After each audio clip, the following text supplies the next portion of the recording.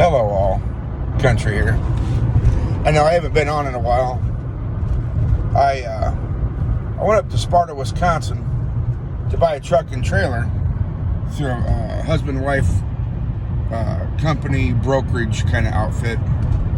That was a fucking joke, and she's a fucking bitch. I tell you that right fucking now. Truck was in the shop a lot more than it was on the road. 3 hours from my home is their shop. So I drive up there on a Tuesday morning, go through the little orientation deal, and mechanic comes in, says, truck's detailed, it's ready to go. Yeah, okay, sure it is. So we get all done with everything. I go put my stuff in the truck won't start. Go back inside, let her know, and she called the mechanic over. I guess he thought he was a fucking magician because, well, it wouldn't fucking start for him either. So they have a couple of tow trucks because they tow for themselves and other people. So I help him drop the trailer, and he pulls the truck over to the shop, checks the batteries. All 4 batteries are junk. Well, prior to this, I tried to run the APU. Yeah, about 3 minutes and it shuts itself down. That's fucking great. So I let him know about that, and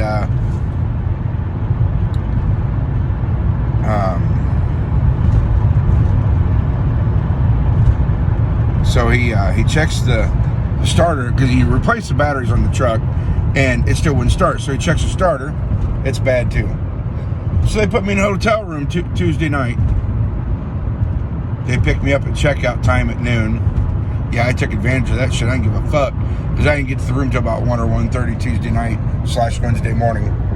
So I get back to the shop and truck's ready to go. It's parked over there. Okay.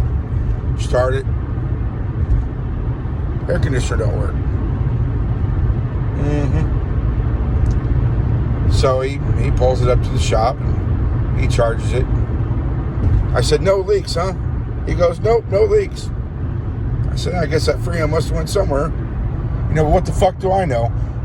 And so, because he's young enough, I'm pretty sure I've been driving the truck longer than he's been turning wrenches. But he's a good kid nonetheless. He's just driving or working for some fucked up people. Excuse my French. But, so I hook up to the trailer and I go get me a load. Go to New London, Wisconsin. Go to start the reefer, and the reefer won't start. Yeah, I probably should have checked that at the shop, but I'll cover that area later. So I called them, let them know, and they said, well, see if you can find somebody that can come take a look at it. Okay. So I get on Google, and I look around, and I find somebody, and he comes up, and he brought a battery.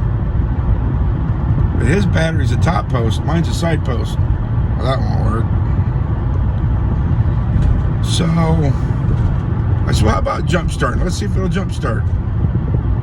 You'd think I wouldn't have to tell a mechanic that, but, you know, he was flustered because he didn't have the right stuff and all that. And so he had jumper cables with him. We hooked it up, let it set for about a half hour. Boom, fired right off. Good deal. I didn't shut it off until after I got unloaded in Indianapolis the next day.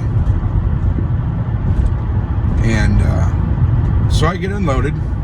Now this is Friday, and I couldn't find nothing to come back to Iowa where I live.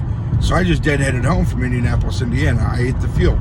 But my ex-wife's celebration of life was the next day, and my boys asked me to go, so that's what I did. So on the way home, the air quits blowing cold. I'm like, yeah, that lasted long. So I get a hold of KW up in Dubuque, Iowa. Yeah, we can take a look at that. We can fix it. Good deal. So they're only open until noon on Saturday, but I dropped it off Friday night. They had it Saturday, Monday, Tuesday. Couldn't find a load out Tuesday afternoon, so I loaded out of West Liberty, Iowa. West Liberty Foods Wednesday morning.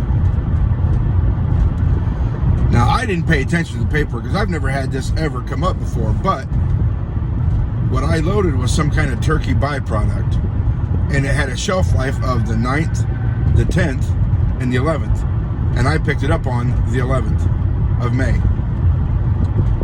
And I get down to Mount Pleasant, Iowa. Now I'm going to backtrack for a minute here.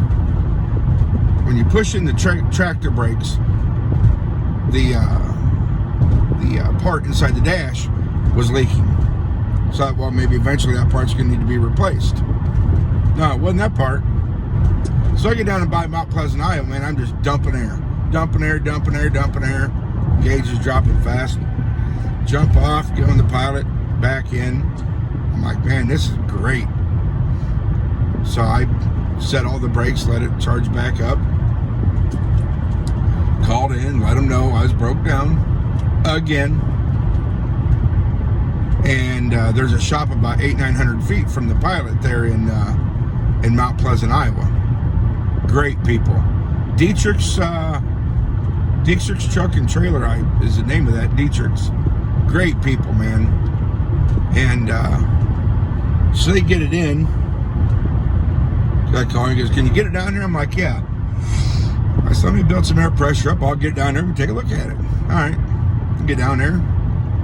He says, build up all your air pressure and shut the truck off. And then release your tractor brakes. We're gonna see if we can figure out where it's at.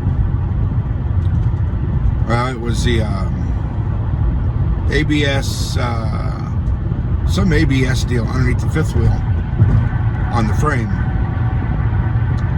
He calls Cedar Rapids Kenworth. Well, there's a new upgraded part. They don't have the part, so I let my people know back at the office, and our shop foreman was already gone. So the next morning, I got on the phone and I called him and told him what we needed, and he found a part and overnighted it down to the shop in Mount Pleasant, Iowa. And so he gets the part, and I go down there, drop the trailer, pull in. I go sit in their office area there, and he comes in. He goes, well, I've replaced that part. Now there's another part that went bad, so I can replace that. All right. So he gets all that fixed. He comes back in. He goes, strike three. And I'm like, now what? He goes, we got a brake chamber leaking. So I suppose by fixing the bad part, anything that was weak found the problem. But he replaced the brake chamber, and everything was good to go. Now, mind you, it's about 3:30, 4 o'clock. No, it's about 3 o'clock, 3:30 Friday afternoon. I'm 9 hours from delivery and 2 hours from home. Load's already expired. It was set there expired. And I called the broker, called the customer, said, hey, look, man, I've been broke down for 3 days. Everybody's known that I've been broke down. I'm 2 hours from home. I'm 9 hours from delivery. I'm going home. I'll leave Sunday, deliver Monday. Okay, no problem. Get down there Monday, and they reject the load. Security guard had an email all printed out. He was ready. So I call in.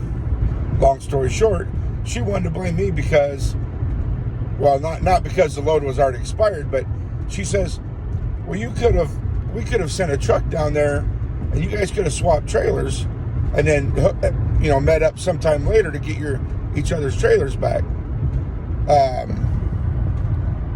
And I said, well, how was that my fault? I said, you knew, your husband knew, and the shop foreman knew. You all three knew I was broke down. So failure on your part is not any kind of thing to do with me. There's no emergency on my part. I don't give a shit. I said, so, you're not going to turn around and blame this on me. And I said, I'm not paying for none of these parts, and I'm not paying for none of these repairs. Yeah, we'll figure it out. And I said, yeah, you're right. You're going to figure it out. You would think that somebody that they started with 2 trucks, one for him and one for her, would know when you're selling somebody a truck and a trailer, a reefer trailer, that before you send this stuff out on the road, you would make sure the truck is 100% road ready and that the reefer would start. Duh. Oh my God, I've never seen anybody so stupid in my life. And then she sat there bad-mouthing other drivers that had drove for them at one time or another. And I'm just like, wow, you need to look in the mirror. You're going to start bad-mouthing people. That's horrible. But, so I found a place I could get rid of it. Well, she wanted it back up in Wisconsin. They're going to get rid of it at the landfill there by them. All right, whatever. I said, so I'm going to start looking for a load after we get this unloaded so I can keep going. I said, I need to stay out for about 2 or 3 weeks to make up money that I haven't made yet. And she's like, well, we're going to have a talk and we'll go from there. I'm like, yeah, I don't know that I much care for that, just her tone of voice. So I made some phone calls, updated an application, and I still got my EIN number. I still own the rights to Country Trucking, which is my company. But I went back to a company driver back where I was working before this whole lease purchase thing even started. That's what I did before I was buying this truck and trailer, was a lease purchase through Bay and Bay, which they're not horrible. I just think they haul cheap freight. Maybe I'm wrong. Most of their stuff's under contract. But anyways, that's been my experience. If the truck would have been road ready and road worthy, I don't think I'd have had any problems at all. I had contacts. I know people. I had loads already. When I was down there Monday, I had a load. I had 5 loads booked that would have got me through from that Monday to the following Monday. Had them all booked up. Had contracts signed, everything, and had to cancel all of them. And of course, she made a big deal about that because you had to cancel loads. Again, not my fault. You didn't send a truck to grab that load and deliver it the next day. So I don't want to hear it. But I took the truck and trailer back up there, cleaned it out, parked it, and I came home.